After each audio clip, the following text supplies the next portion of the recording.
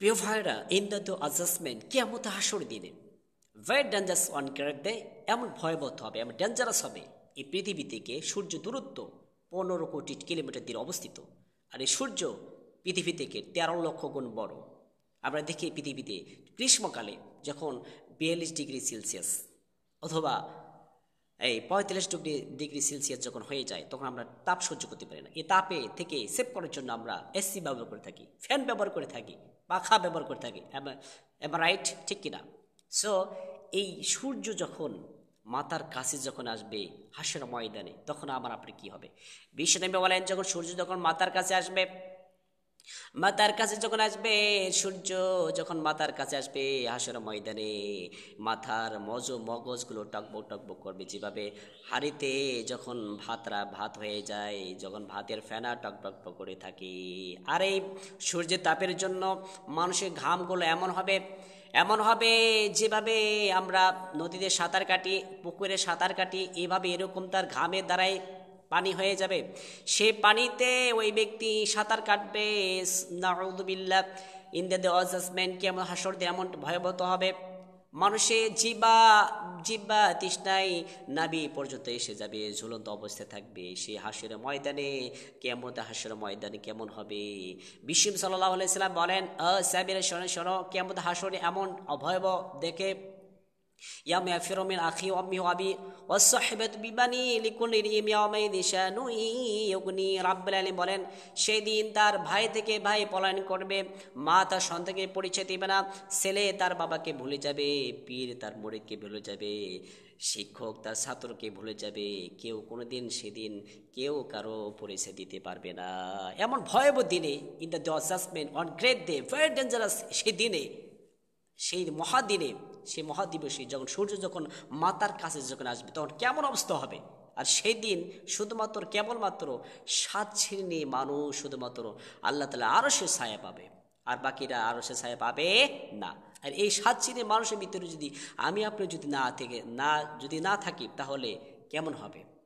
সেই দিন কিন্তু মহাদিনে কিন্তু আমাকে এই সাজা ভোগ করতে হবে। তাই আসুন আমরা 7টি শ্রেণীর মানুষ আমরা অন্তর্ভুক্ত হই। বিশ্বনবী বলেন, সেদিন মহাদিনে হাসরের ময়দানে মানুষ যখন চিৎকার করবে, পানি দাও, আমি সহ্য করতে পারতেছি না, আমার তৃষ্ণার্ত হয়ে যাবে, মানুষের জিহ্বাগুলো নাভি পর্যন্ত ঝুলন্ত অবস্থা হবে। সে ভয়াবহ দিনে শুধুমাত্র কেবলমাত্র 7 শ্রেণী মানুষ আল্লাহ তাআলার আরশে ছায়া পাবে, আর বাকি মানুষ আল্লাহ তাআলা আরশ ছায়া পাবে না। বাকি মানুষ আরশের ছায়া পাবে না। সেদিন আরশের ছায়া ছাড়া কোনো ছায়া থাকবে না। আর আরশের ছায়া শুধুমাত্র 7 শ্রেণীর মানুষ পাবে। 7 শ্রেণীর মানুষ মধ্যে নাম্বার 1, ইমামুল আদেল, ন্যায়পরণ বাদশাহ, যারা জাস্টিস ছিল, যারা ন্যায় বিচার করেছে, তারা পাবে। বিশ্বনবী সাল্লাল্লাহু আলাইহি সাল্লাম বলেন, ওয়াশাবুন নাসাফিল ইবাদিল্লাহ, এই যুবক বয়সে আল্লাহ তাআলা ইবাদত কাটিয়েছে, যুবক বয়সে আল্লাহ তাআলা ইবাদত করেছে, যুবক বয়সে হালাল কোনটা হারামকে সে সেভ করেছে, ওখান থেকে ডিলে করে দিয়েছে, আর তার জীবনে হারাম থেকে বেঁচেছে, সে সর্বদা আল্লাহ তাআলা ইবাদত করে কাটিয়ে দিয়েছে। নাম্বার 3, বিল মসজিদে রুজুলা, যে ব্যক্তি মসজিদে আসার পরে তার মনটা পড়ে থাকে মসজিদের দিকে, যখন সে বের হয়ে যায়, আবার সে চিন্তা করে, যখন নামাজ পড়লাম, আসর নামাজ কখন পড়বো, এই টেনশন, এই চিন্তা থাকে, কখন আজান হবে, কখন মসজিদে চলে যাব। তার মানে তার মনটা ঝুলন্ত অবস্থা থাকে মসজিদের সাথে। সেই ব্যক্তি আরশে মহলায় আরশে ছায়া সে পেয়ে যাবে। সুবহানাল্লাহ। বিশ্বনবী বলেন, তাহাব্বা ফিল্লাহ, যে ব্যক্তি আল্লাহকে খুশি করার জন্য তার বাবা মাকে ভালোবাসে, আল্লাহকে খুশি করার জন্য কোনো ব্যক্তিকে ভালোবাসে, আর আল্লাহ তাআলাকে খুশি করার জন্য ওই ব্যক্তির সাথে শত্রুতা করে। নাম্বার 5, যাকরুল্লাহ খালিয়ান ফাফাদাত আইনুহু, ওই ব্যক্তি আল্লাহকে একা একা স্মরণ করে, আল্লাহ জিকির করে, আর আল্লাহ স্মরণাতে তার চোখ দিয়ে আল্লাহকে ভয় করে, তার দুই চোখ দিয়ে পানি ঝরে। সুবহানাল্লাহ।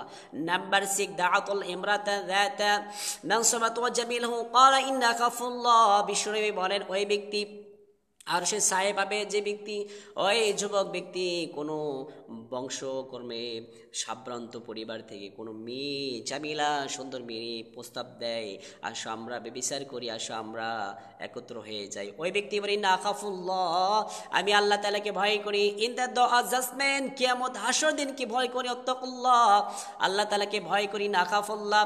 কোনো মেয়ে সুন্দরী মেয়ে রমণী মেয়ে যখন কোনো যুবককে প্রস্তাব দেয়, ওই যুবক বলে না খাফুল্লাহ, আমি আল্লাহ তাআলাকে ভয় করি। সুবহানাল্লাহ। নাম্বার 7, تصدق بصدقة صدقة فأخفاها حتى تعلموا لا تعلموا شماله ما تنفقوا।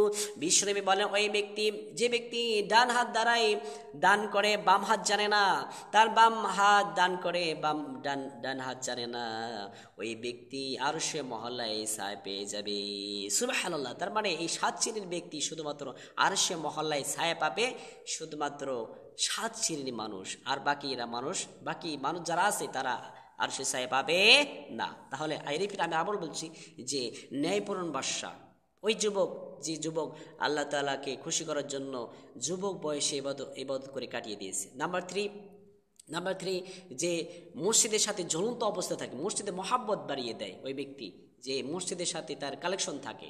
নাম্বার 4 যে আল্লাহকে খুশি করার জন্য ওই ব্যক্তি অপরকে ভালোবাসে, আল্লাহর খুশি করার জন্য অপরের সাথে শত্রুতা করে। নাম্বার 5 যে ব্যক্তি একা একা আল্লাহ তাআলাকে ডাকে আর আল্লাহ তাআলা শরণার্থে আল্লাহকে ভয় করে, তার দুই চোখে পানি ঝরে।